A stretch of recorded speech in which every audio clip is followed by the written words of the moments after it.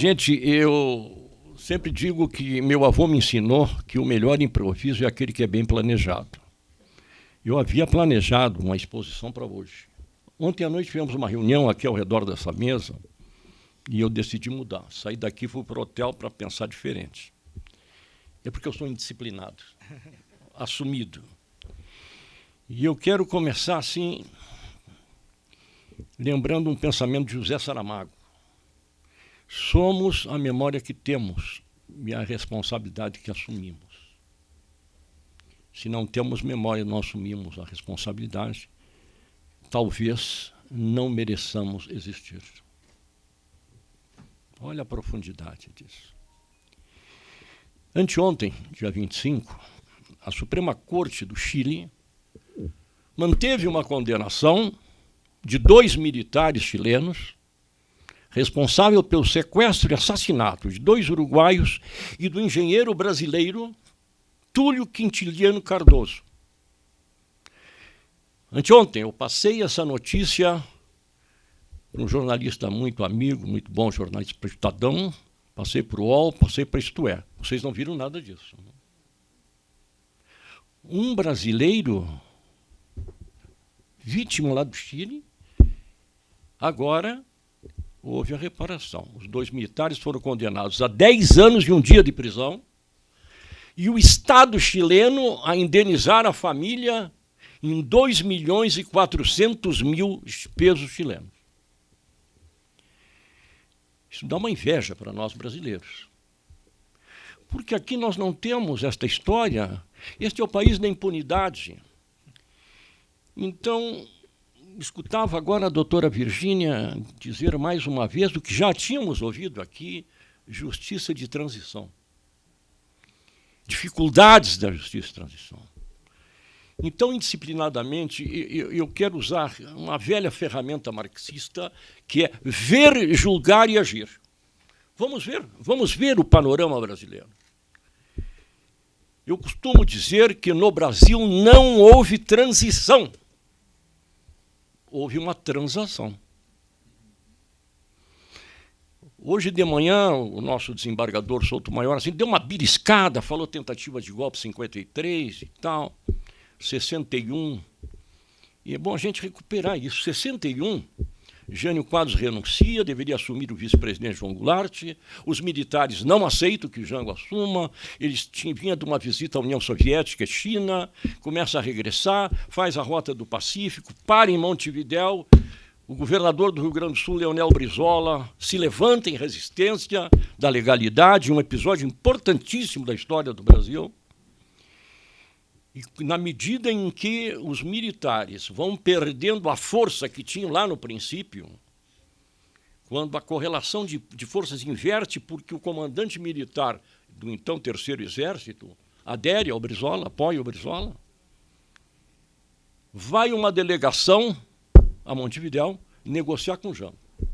A proposta é: você poderá assumir, mas vamos mudar o regime de presidencialista para parlamentarista. Nesta comitiva, 2 figuras, para mim, ficam muito bem registradas. Tancredo Neves e o então coronel Ernesto Geisel. O Jango aceitou, contrariando o Brizola, e assumiu a presidência. Quem foi o primeiro-ministro? Tancredo Neves. Olha que coisa, né? Bem, depois Jango convoca um plebiscito, recupera o regime presidencialista, propõe, assim, monta o melhor governo, de ministério que esse país já teve, mas aí vem o golpe de 64, essa tragédia que se abateu sobre nós. Uns dizem 21 anos de ditadura, para mim vai mais um pouco, vai até 88, vai até a Constituição. E no Brasil há o maior movimento de massas que este país já viu, direta já. Esse país se move e a ditadura joga duro. Dominava o Congresso Nacional com o seu partido e a emenda é rejeitada. Exatamente. E logo a seguir, num colégio eleitoral, quem é eleito? Tancredo Neves. Mas a ditadura não tinha um candidato? Tinha, sim, senhor. Paulo Salim Maluf era o candidato da ditadura. Vocês percebem? Isso é Brasil. Isso eu tenho receio de contar lá fora. Não vão entender, mas como? Essa é. Então houve uma transação, um acordo. Acho que foi a doutora Virgínia que falou de uma lei de anistia, se prepararam. Fizeram uma lei de anistia até muito mal redigida, para o meu gosto, não é? Porque lá diz claramente, ficam anistiados crimes políticos e conexos. Conexos a quê? A crimes políticos. Pois bem, agente do Estado, na sua condição de agente do Estado, não comete crime político. Sempre cometerá crime comum. Mas se não bastasse isso, lá no mais adiante, diz que os crimes contra a vida não estão anistiados. Crimes contra a vida não estão anistiados. E companheiros continuaram presos aqui em São Paulo em fevereiro. Foi em agosto de 79 a anistia. Em fevereiro de 80, aqui em São Paulo, presos políticos em greve, porque não foram anistiados. Agora, se matar, desaparecer, torturar não é crime contra a vida, eu vou ter que, de novo, reaprender português. Este é o nosso cenário. Como é possível falar em justiça de transição se aqui houve transação, houve um acordo de impunidade que garantiu aos senhores militares a total impunidade. E a razão disso, seguidamente, abre-se os armários e os esqueletos saem como o 8 de janeiro. Não resolvemos, não conseguimos, como sociedade civil, avançar. E aqui no nosso caso, meu amigo Sebastião, se nós queremos, e a proposta é construir aqui, vamos construir alguma coisa aqui. Eu faço esse olhar, eu vejo, não é? Mas vejo também, olhando para os países ao redor, hoje, se mostrou hoje aqui a Escola de Mecânica da Armada transformada num memorial, sim, mas eu estou falando de um povo muito mais politizado do que nós. Muito mais politizado do que nós, que somos argentinos. Na Argentina houve uma transição, sim, porque a Guerra das Malvinas desmoralizou os militares e eles tiveram que baixar a crista. No Uruguai foi parecido, no Chile também foi, muito obrigado. Se dizia hoje 170 locais de memória. No Brasil tem aqui em São Paulo um, e olhe lá. Então, nós precisamos buscar parceria, gente.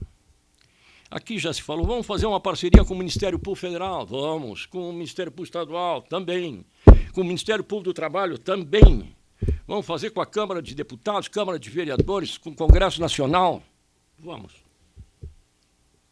Vamos fazer um acordo, uma companhia, uma cumplicidade com o Núncio Apostólico, quem sabe seja bom, não é? Mas nós precisamos fazer uma parceria com o povo. Esse povo precisa ser politizado, ele precisa ser conscientizado. E para isso eu preciso memória, nós temos que construir memória. A memória do trabalhador brasileiro e a sua história de lutas, que não começou antes, nem anteontem. Eu acho que foi o Sebastião que lembrava aí no princípio do século, as primeiras greves que tivemos, todo o sofrimento dos sindicatos durante a ditadura, isso precisa ser resgatado, isso precisa ser mostrado, se precisa criar consciência. Eu acho que o Gilberto, falando sobre a questão da Amazônia, ele dizia algo que a mim é muito importante, para mim é muito importante, tem muito valor. Você tem que estabelecer uma união com as vítimas, porque o papel protagônico é da vítima. Nós podemos ajudá-los, assessorá-los, qualificar a luta, mas eles têm um papel protagônico. Lá na minha organização, a regra é: nós podemos fazer muito com vocês, mas não por vocês. O papel é de vocês, o papel protagônico é de vocês. Até porque, por mais esforços que nós façamos, e você sabe muito bem, a cultura indígena é uma, a nossa é outra.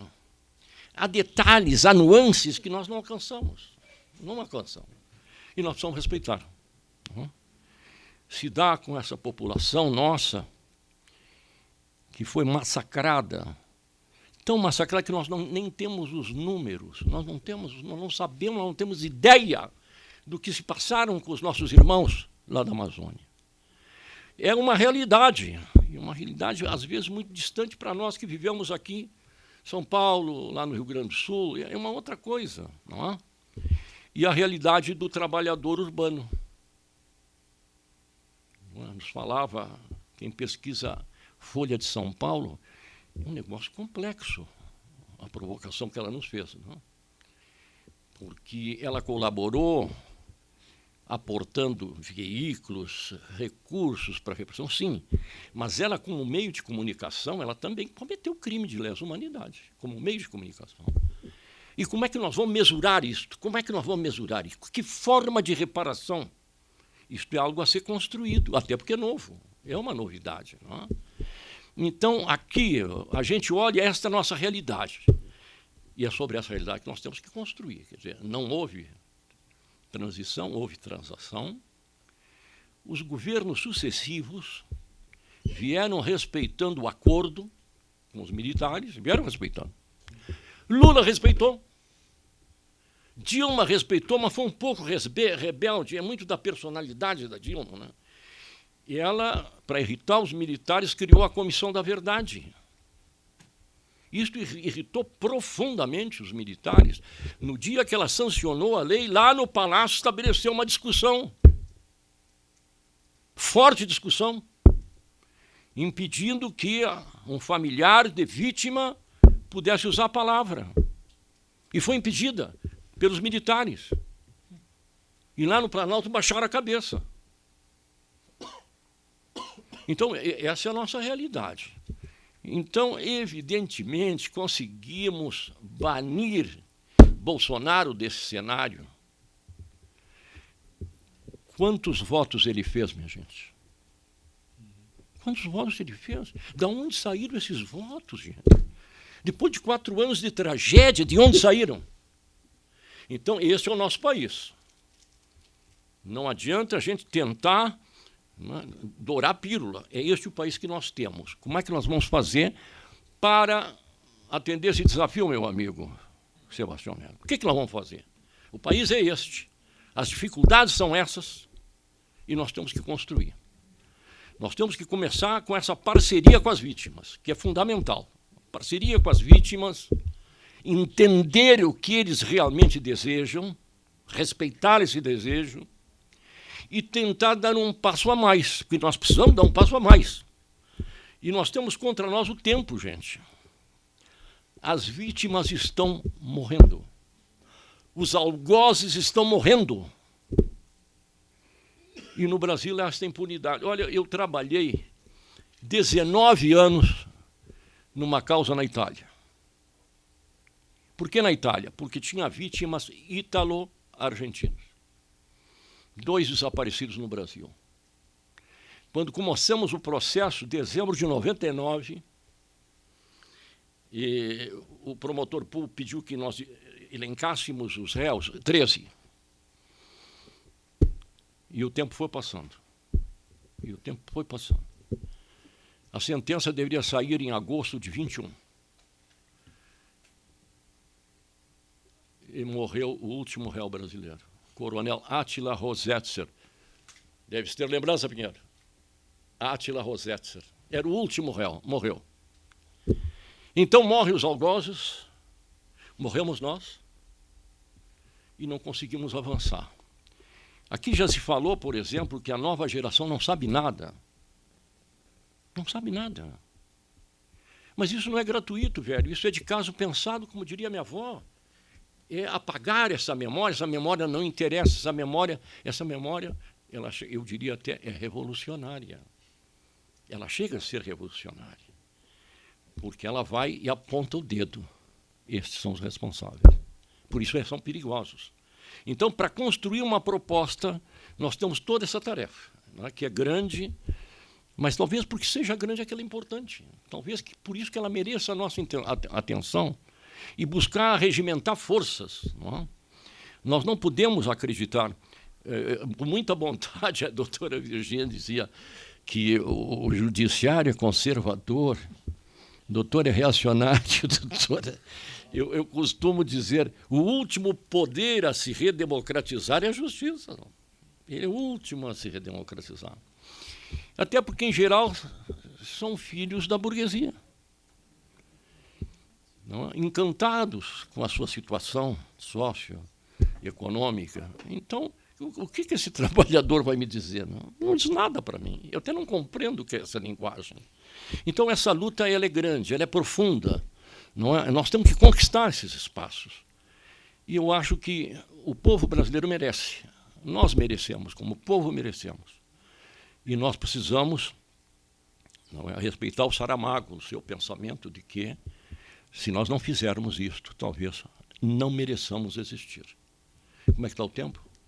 Maravilha. Muito obrigado, muito obrigado.